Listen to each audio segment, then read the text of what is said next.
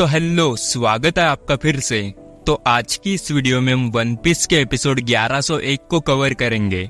हम देखते हैं कि सेंटोमारू लूफी के पिछले अटैक से बहुत घायल है। लूफी सेंटोमारू के पास जाकर माफी मांगता है कि उसने उसका ध्यान भटका दिया था।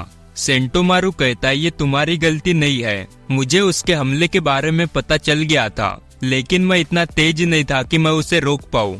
लूफी कहता है तो ये अभी तक खत्म नहीं हुआ है। लूफी फिर उस पर तेजी से अपने पंच से हमला करने जाता है, लेकिन लूसी उससे बचकर उस पर एक पंच करके उसे उड़ा देता है। लूसी देखता है कि सेराफिम अभी भी सेंटोमारू के ऑर्डर्स मान रहे हैं। वो कहता है मुझे जल्दी सेंटोमारू का खेल खत्म करना होगा और वो उस पर हमला करने जाता है, लेकिन तब लूफी उसे रोकता है और अपने अटैक गमु गमु नो डॉन विप को यूज करता है, जिसमें वो अपने बॉडी को घुमाता है और अपने पैर को स्ट्रेच करके लूसी पर मारता है, जिससे वो पीछे एक बिल्डिंग पर जाकर टकराता है। जिम्बे फिर लूफी को कहता है कि हमें जल्दी यहाँ से जाना होगा। अगर उसे एटलास को बचाना है तो उसे जल्दी वेगापंक के पास जाना होगा। लेकिन इधर लूफी अपने पिछले अटैक से खुद की बॉडी पर कंट्रोल नहीं कर पाता और वो गोल गोल घूम के जमीन के अंदर धंस जाता है। साथ ही इधर सेराफिम CP0 के एजेंट्स को मारने लगते हैं। उसके बाद हम लैब एरिया की ओर देखते हैं, जहाँ पर बाकी के स्ट्रॉ हैट्स और वेगापंक इन्हें देख रहे होते हैं। रैंकी देखता है कि एस शार्क यानी कि सेराफिम जिम्बे सीनियर पिंक की डेविल फ्रूट पावर को यूज कर रहा है।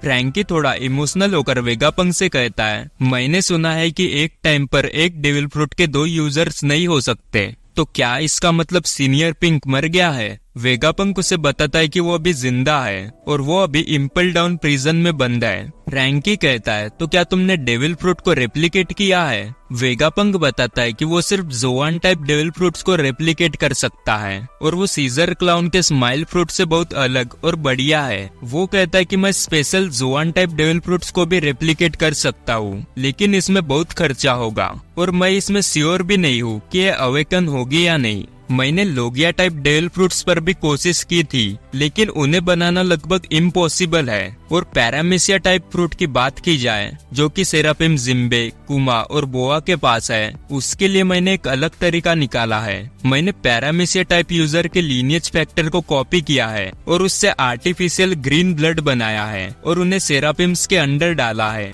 जिससे कि उन्हें वो पावर्स मिली है। नामी को फिर समझ आता है कि इन सेराफिम्स ने वॉरलॉर्ड्स की जगह ले ली है। सांजी कहता है तो ये अब नेवी के एक और हथियार है। रॉबिन कहती है ये तो हमारे लिए फिर खतरे से कम नहीं है। हम फिर देखते हैं कि सेराफिम बोआ अपने पावर्स को यूज करके CP0 के एजेंट्स को पत्थर का बना देती है और सेराफिम कुमा भी कुमा की पावर को यूज करता है। उसके बाद हम लूसी को देखते हैं, जो फिर से खड़ा उठकर आता है। वो सेंटोमारू को पूछता है तुम्हारा साथी लूफी कहाँ है? सेंटोमारू कहता है मुझे नहीं पता और वो मेरा कोई दोस्त नहीं है। लूसी कहता है चुप रह, तू भी एक धोखेबाजी है। वो फिर सेंटोमारू की ओर हमला करने जाता है, पर तभी फिर लूफी जमीन से निकलकर अपना बड़ा मुंह करके लूसी को खाने ही वाला होता है। लूसी उससे बचता है। उसके बाद लूफी अपने मुंह से लूसी पर पत्थर फेंककर मारता है, जिससे लूसी फिर से बचता है। लूफी फिर एक पाइप को जाकर रबर का बनाता है और वो खुद को रॉकेट की स्पीड से लूसी की ओर जाता है और उसे एक जोर से पंच करता है, जिससे लूसी भी अपने मुंह से खून फेंक देता है और कहता है आखिर ये कितना ताकतवर है। उसके बाद सेराफिम स्नेक बोआ जिम्बे और चॉपर को वैक्यूम रॉकेट की ओर जाने का रास्ता बताती है, जो कि उन्हें लैब एरिया पर ले जाएगा।